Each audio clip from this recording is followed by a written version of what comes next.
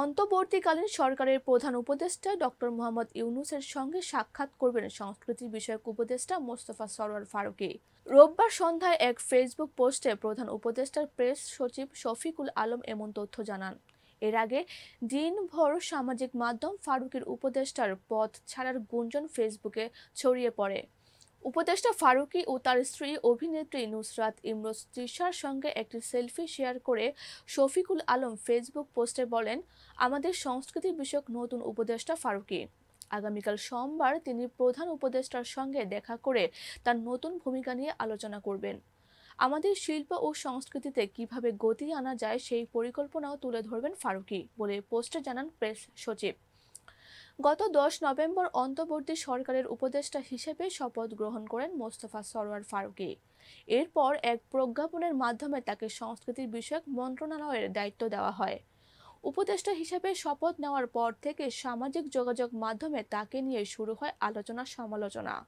ফারুকীর বিগত দিনের Facebook post নতুন করে ভাইরাল হতে শুরু করে। ফারুকীকে আওয়ামী লীগ সরকারের দোসর উল্লেখ করে অনেকে তার পদত্যাগ দাবি করেন। সমালোচনার জবাবে এক ফেসবুক পোস্টে নিজের অবস্থান পরিষ্কার করেন ফারুকী।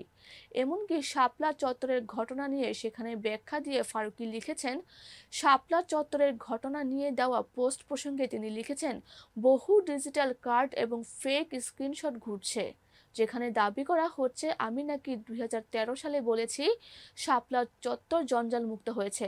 ডাহা মিথ্যা কথা।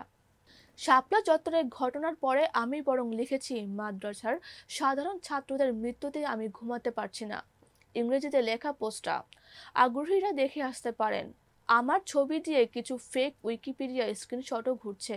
Please ignore all this. Farooqui জানিয়েছেন, উপদেষ্টা হিসেবে তিনি নিজের কাজ উপভোগ করছেন। এই সপ্তাহে কিছু গুরুত্বপূর্ণ কাজ শুরু করতে পারবেন বলে আশা প্রকাশ করেছিলেন এই নির্মাতা। এমনকি জুলাই অভ্যুত্থান ও 15 বছরের দুঃশাসন নিয়েও ব্যতিক্রম কিছু কাজ করার প্রত্যয় ব্যক্ত করেছেন তিনি।